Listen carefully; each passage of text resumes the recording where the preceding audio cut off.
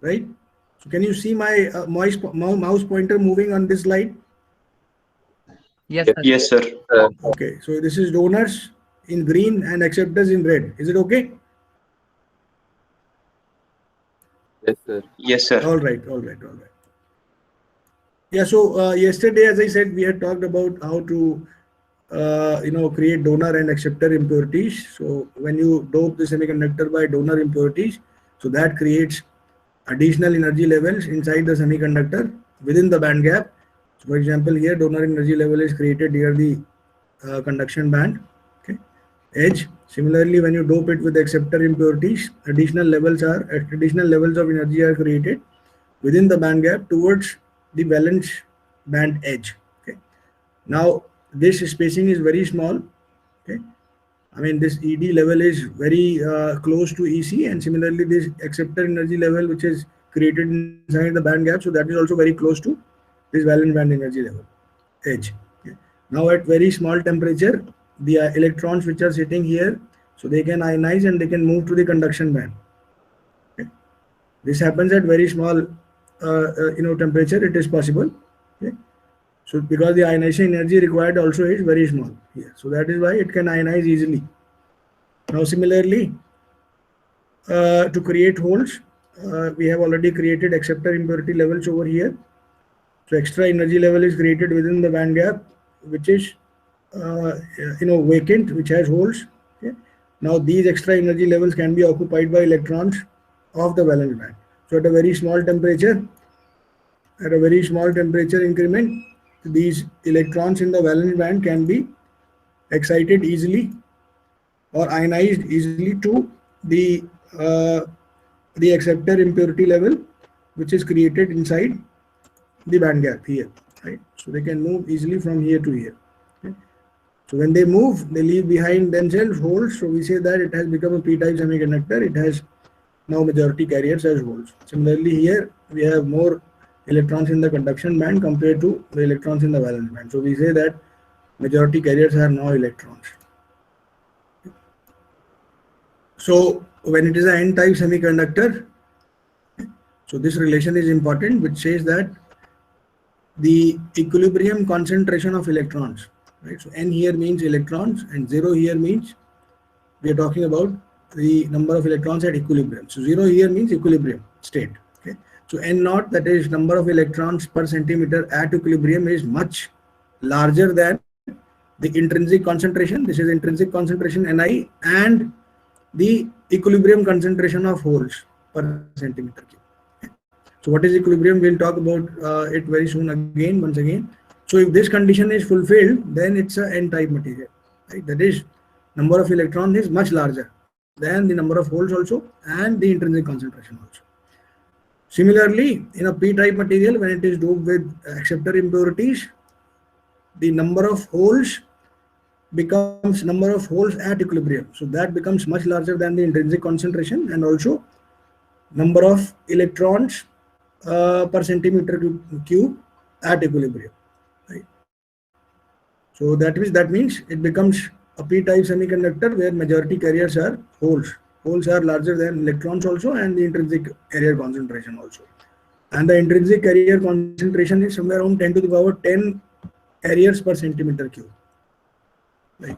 So remember that intrinsic concentration is 10 to the power 10 carrier per centimeter cube. So that means the number of holes or number of electrons will be larger than 10 to the power 10 per centimeter cube.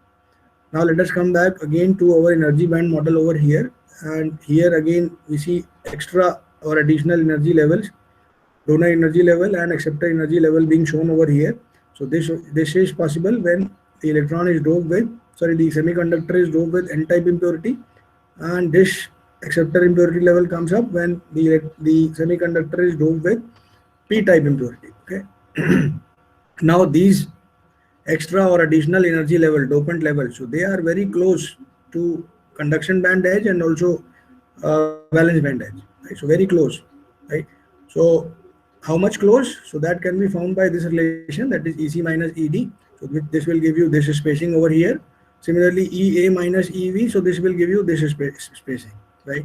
So that means that this much ionization energy is required to create holes, and similarly this much ionization energy is required, or donor ionization energy, that is for donor at electrons to move from this level to conduction band, right? So ionization energy required is only this much, right? So this is very small energy, and this can be achieved at very small temperatures of maybe around 50 K.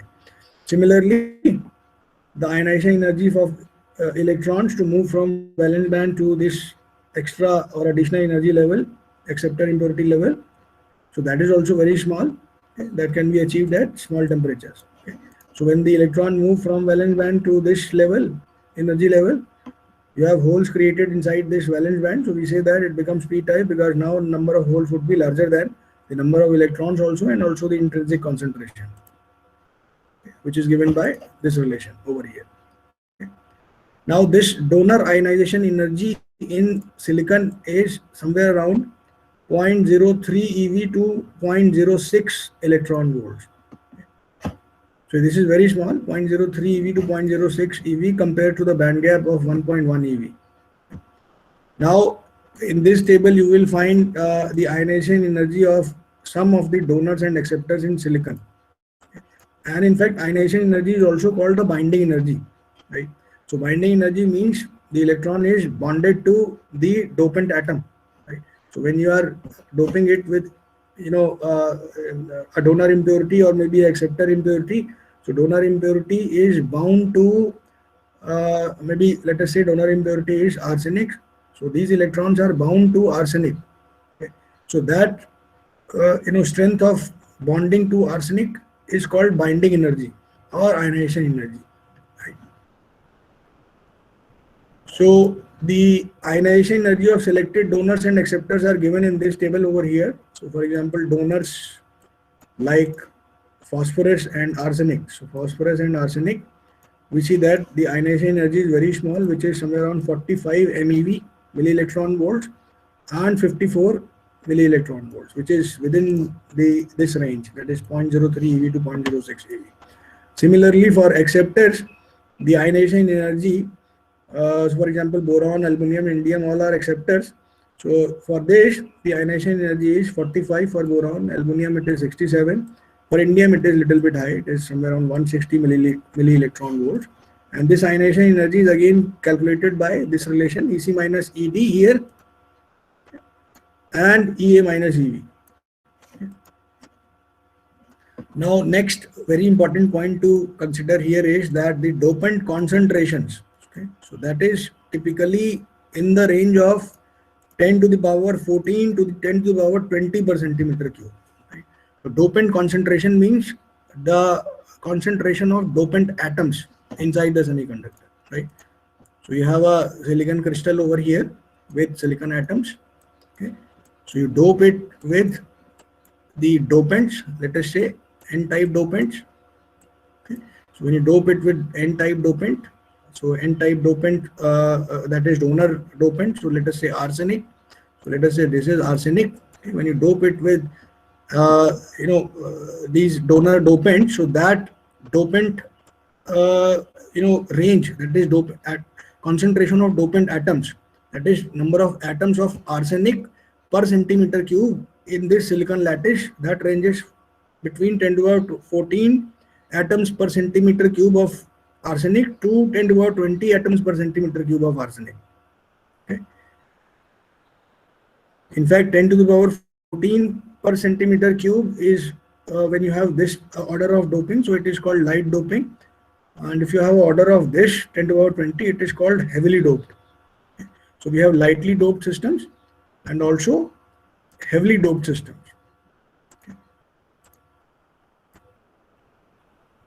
Okay. So lightly doped system will have a doping order of somewhere around 10 to the power 14. Heavily doped system will be having a order of dopant of somewhere around 10 to the power 20 atoms per centimeter. So that means 10 to the power 14 atoms per centimeter cube of arsenic has to be doped inside the silicon crystal lattice. Right? Okay. So arsenic has to be doped to create donor impurities or to make the semiconductor N-type. Okay. So similarly, acceptor impurities, for example, boron, aluminum or indium, so that can be doped here instead of arsenic. Again, the concentration would be between 10 to the power 14 to 10 to the power 20. So this is light dope 10 to the power 14 and 10 to the power 20 is heavily doped. Okay. Now let us say that we are doping the semiconductor by arsenic to make it n-type, and let us say that we are incorporating 10 to the power 14 atoms per centimeter cube. Okay, and each atom is associated with an extra electron. Since arsenic has 5 electrons in the valence shell, 4 will make bonds with the neighboring silicon atoms, maybe this one, this one, this one, and this one. So 4 electrons of this arsenic will be shared with these atoms of silicon, and the 1 electron, so that will be loosely bonded to arsenic, which can easily move or which can easily break its bond from the arsenic because it is loosely bound. So ionization energy required is only this much to break its bond. Okay. Now 10 to the power 14 atoms per centimeter cube of arsenic is doped, and the intrinsic concentration of electrons is how much? 10 to the power 10 per centimeter cube. Intrinsic concentration or intrinsic carrier concentration in a semiconductor is silicon is 10 to the power 10 per centimeter cube, and we are doping it with 10 to the power 14 atoms per centimeter cube, and each atom is giving 1 extra electron. Okay. So that means 10 to the power 14 atoms will give 10 to the power 14 extra electron. So I have 10 to the power 14 now extra electrons or free electrons per centimeter cube in the conduction band. Okay. When I dope it with 10 to the power 14 atoms per centimeter cube of arsenic. So I have how many electrons in the conduction band now, which are free? 10 to the power 14 electrons per centimeter cube. Okay. So we see that this relation is again fulfilled, that is number of electrons at equilibrium, which is now 10 to the power 14. Okay. So this is greater than number of holes and also the intrinsic concentration. So this is my intrinsic concentration. So this condition is fulfilled and my material becomes n-type. Okay. So that means the total number of electrons which are larger than the holes would be somewhere around of the order of 4, that is 10,000. So similar explanation can be given for this boron also, which is an acceptor impurity. So acceptor impurity means it will have only 3 neighboring atoms. I mean, it has a valency of 3. So 3 electrons will be shared with the neighboring atoms of silicon, and there would be 1 hole associated with this boron. So that hole can be filled by any neighboring atom's electron, and when a neighboring atom electron moves to this hole, maybe let us say I have a boron over here. So instead of arsenic, I have now doped with boron. Okay.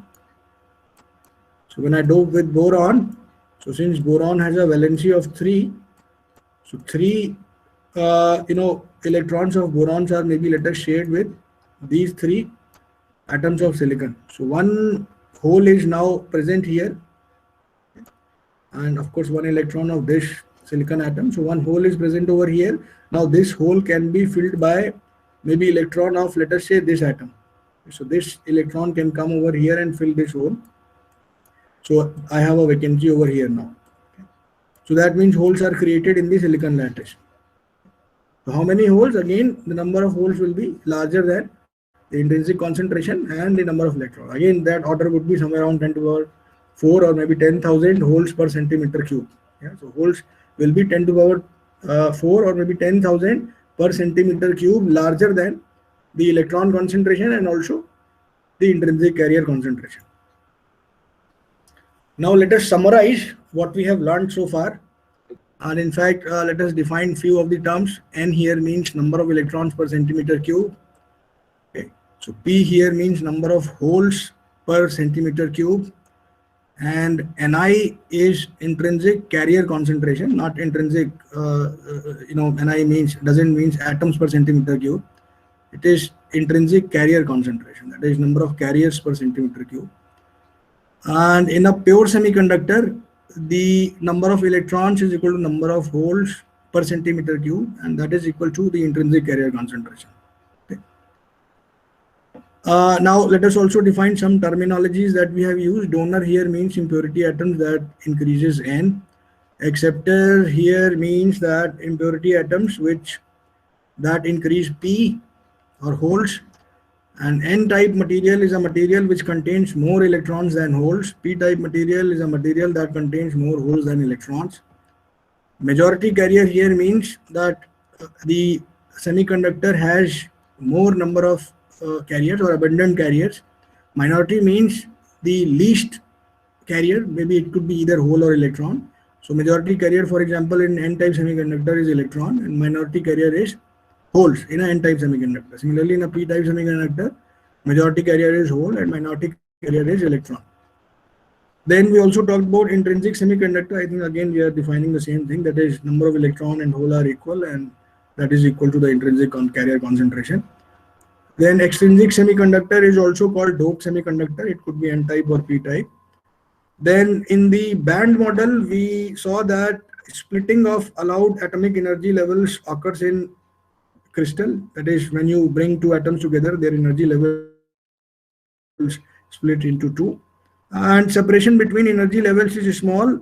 So one can consider the bands as continuous energy levels in a crystal where you have many atoms. Okay. However, single atom obviously has discrete energy levels. But here, since the energy levels are spaced so small, we consider them continuous. And highest nearly filled band is called valence band, and lowest nearly empty band is called conduction band. And in the energy band diagram, when we draw the energy band diagram, for example, I had shown you earlier also, so energy band diagram where you represent EC and EV, that is conduction band edge and valence band edge. Okay. So in this energy band diagram, this shows only bottom edge of conduction band, right? So conduction band doesn't end over here, but conduction band starts from here. So that means electron energy, the energy of the electron, so that increases as you move above the conduction band. Okay. Similarly, it shows only the top edge of the valence band. So valence band top edge is only shown, so that means valence band doesn't end over here. Valence band, in fact, it increases as you move down the energy. Okay. So that means whole energy, so that increases when you move down the valence band, right? So whole energy increases when you move down the valence band. So this is very important to remember, that is electron energy moves up or increases when you move up from the valence band edge, from the conduction band edge. Similarly, from valence band edge, when you move down, the whole energy increases. Right? Then EC, that is conduction band and valence band edge, they are separated by a band gap energy which is called EG. So in this band gap, no electron or no electronic state can exist, or electron can exist because there are no electronic states. Then next point, we commented that dopants introduce localized energy levels, right? So localized energy levels or additional energy levels. So for example, for donor level, this would be donor level somewhere here, and this may be acceptor level. So donor level is slightly below the conduction band edge, and the acceptor level is slightly above the valence band edge. Right? So this is what we had learned so far. And in the doping, we had learned that dopants and in silicon, so they reside on lattice sites. That is, we are talking about substitutional doping. One silicon atom is removed, and in place of that, another dopant atom actually comes up, right? So this is called substitutional doping. In fact, you will find that it is difficult to obtain this substitutional doping kind of thing. This is just hypothetical, kind of thing. That is, it is very hard to obtain this substitutional doping. Okay? So because it is possible that the silicon atoms are not, dislodged from the silicon lattice when you are doping. So it is possible that this arsenic atom, this is just above this layer of silicon atom, right? It is possible. It is possible that it may not dislodge a silicon atom. So it is somewhat hypothetical, but yes, this can be achieved, not to the full extent, but yes, some extent it can be achieved by rubbing maybe arsenic powder or maybe boron powder on silicon. So rubbing of silicon with arsenic or boron powder will do what is that it will dislodge some of the silicon atoms, and instead of silicon atoms, now you will find that boron and arsenic. could be there. So that way substitutional doping can be achieved, but yes, it is very hard to achieve. Now, group 5 elements, that is the elements which have valency of 5, so they contribute conduction band electrons and they are called donors. Similarly, group 3 elements, they contribute holes and they are called acceptors. Right? And there are the ionization energy required for electron to move from these donor energy levels to the conduction band, or maybe for a valence band electron to move from valence band to the acceptor energy level. So that energy is very small, so less than 50 millielectron volts, and that means it can be ionized at room temperature itself. Okay? And then we also saw that dopant concentrations typically range from 10 to the power 14 to 10 to the power 20, depending on whether it is lightly doped or heavily doped. Now, thermal equilibrium, let us define once again. So thermal equilibrium here means when there are no external forces applied. Right? So that is electric field is 0, magnetic field is 0, applied mechanical stress is also 0. Right? So this is the condition when thermal equilibrium can be achieved. But yes, there could be thermal energy applied. Right? So thermal agitation could be there or thermal energy could be there, but electric field, magnetic field, mechanical stress, so these are 0. Right? So we don't apply these three things, but yes, thermal energy can be present. So that is thermal agitation of electrons and holes can be there. So when you have provided thermal energy, or what we call as thermal agitation when we are doing, so electrons and holes can exchange energy with crystal lattice and each other. Right? So in short, one can say that thermal equilibrium is a situation when no excitations except thermal energy is present in the system. So that is called thermal equilibrium. Okay. All right. Okay, we have time. Now, let us talk about this another important concept which is called, Fermi level. Okay. So let us talk about this Fermi level here. Okay. Okay. So, the electrons in solids, they obey Fermi-Dirac statistics. Okay. Fermi-Dirac statistics, the electrons in solids, right? Electrons in solids, they obey the Fermi-Dirac statistics. So that means the the number of electrons, or maybe the position of the electron, or the density of the electrons. So that can be determined by this Fermi-Dirac statistics. Okay. Now this Fermi-Dirac statistics, if you are applying this Fermi-Dirac statistics, so one has to consider always that the electrons are indistinguishable. Right? So Fermi-Dirac statistics assumes that the electrons are indistinguishable. That is, you cannot distinguish two electrons, and also electrons have wave nature, and also the electrons obey Pauli's exclusion principle. That is, no two electrons in a atom can occupy the same electronic state. Right? So one electronic state cannot be occupied by two electrons. Okay. Of course, it can be occupied by two electrons if the electrons have different spin. Okay. So this is allowed. The electrons with same spin, so that is not allowed. So this is not allowed. Okay. So Fermi-Dirac statistics, when you apply Fermi-Dirac statistics for electrons in solids, right? So this is for electrons in solid. So it considers these three things. That is, electrons are indistinguishable, they have wave nature, and the electrons also obey the Pauli's exclusion principle. Right? So similar to Fermi-Dirac statistics for electrons in solid, we have another statistics which is called Maxwell-Boltzmann statistics, which is for classical particles, that is gas. Right? So gas atoms or gas molecules can be described by Maxwell-Boltzmann statistics. Okay. Electrons can be described by, or electron position or location or density can be described by the Fermi-Dirac statistics, and the Bose-Einstein for photons. Right? So for photons, it is Bose-Einstein statistics. For gas or classical particle, it is Maxwell-Boltzmann, and for electrons, we have Fermi-Dirac statistics. So we are, since now at present, concerned only about electrons, so we'll talk about this Fermi-Dirac statistics, so which tells me how the electrons are distributed over the energies in a semiconductor. Right? So the distribution of electrons over a range of energies or allowed energies is given by this Fermi-Dirac statistics, right? That is, Fermi-Dirac statistics give me distribution of electrons over a range of allowed energy levels. Okay, so again, this is important to understand that the energy level should be allowed, right? So there are many energy levels, but some are allowed and some are not allowed. So the distribution of electrons over a range of allowed energy levels at thermal equilibrium. We understand what is thermal equilibrium now, right? So this is given by this Fermi-Dirac statistics, right? So Fermi-Dirac statistics actually gives me now distribution of electrons over allowed energy level.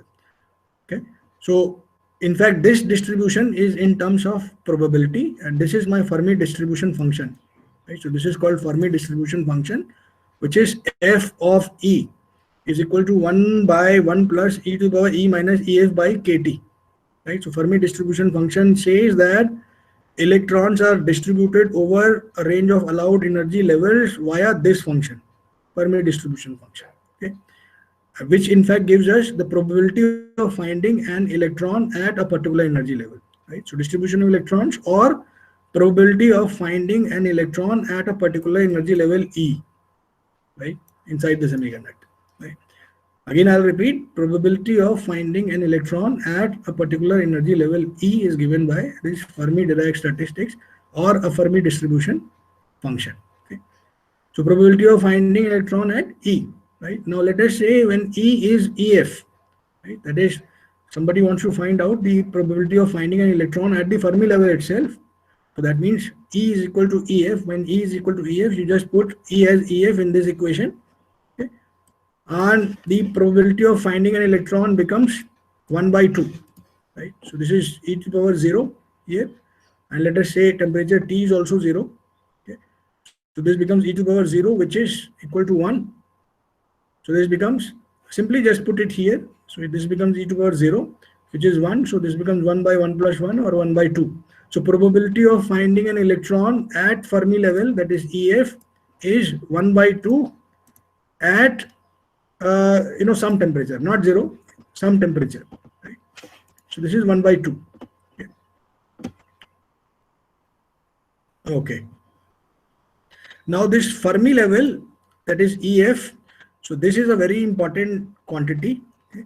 And whenever we describe the semiconductor behavior, we utilize Fermi level, right? So Fermi level is very important, and it decides the type of semiconductor also. So for example, in an N-type semiconductor, you will find that the Fermi level is near the conduction band. Okay? So here you may have your Fermi level near the conduction band.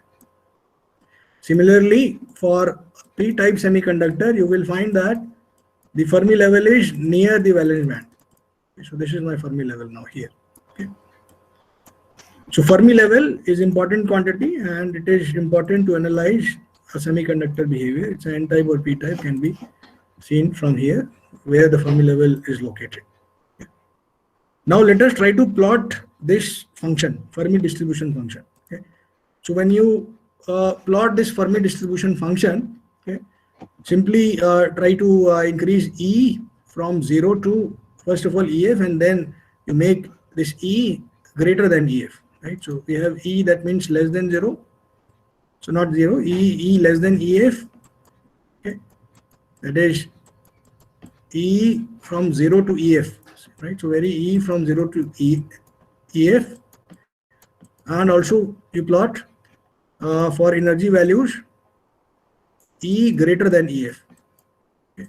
So when you plot this function on these values, when you plot this function on these values, you will find that you have such sort of distribution. In fact, first you plot at T is equal to 0, right? So when you plot at T is equal to 0, right? When you plot this for T is equal to 0, you will find that Fermi distribution function is simply rectangular in shape. Okay? This one, right? So this Fermi distribution function that is rectangular in shape, you will find that T is equal to 0 K, that is absolute 0 temperature. You will find that Fermi distribution function is simply rectangular in shape, right? So that means at the Fermi level EF, that is E is equal to EF, you put simply E is equal to EF here, okay? You will find that probability comes out to be equal to 1 at t is equal to 0. Right? So at t is equal to 0, you try to find out the probability of finding an electron at E is equal to EF. Right? That is at this point. Right? So probability of finding electron at E is equal to EF when t is 0. So that comes out to be equal to 1. Because this term becomes 0 at t is equal to 0. Okay. So you have the probability of finding an electron that comes with t is equal to 0, it becomes 1, right? So that is probability of finding an electron at the Fermi level is 1. Okay? And if you move below the Fermi level, okay, maybe at this point or maybe at, let us say, this point and this point, right? That is where we have E less than EF at these points, right? So at these point also you see that the probability is how much? It is 1, right? Still 1. Still 1, right? And E is equal to 0 also it is still 1, right? So in this region, that is when E is 0 to EF, the probability of finding an electron is 1. That is, you can find the electron, I mean 100% the states are occupied. That is, between 0 to EF, the states are 100% occupied because probability of finding electron is 1. Now above EF, for t is equal to 0, above EF, we see that probability of finding electron is how much? How much it is? Can somebody say at above EF for t is equal to 0, the probability is how much? So this is probability, Fe is probability on y-axis, and on x-axis we have energy. Less than half. Less than half. No, for this 0. rectangle, that is t is equal to 0. So probability of finding an electron at an energy greater than EF is how much? 0. Correct. So it seems it is 0, and that also again you will achieve from this formula, right? Simply make E greater than EF here and T 0, right? So E greater than EF and T 0, you will find that this term or this function becomes 0.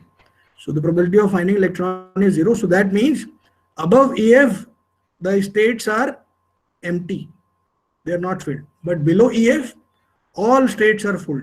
That is 100% you will find that electrons are occupied, right, below EF. But above EF the probability of finding electron is 0. That means states above this energy level EF will not be occupied, they will be empty.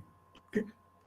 Now let us increase the temperature. Okay, so just type your email ID in the chat box. I'll just simply add your email ID.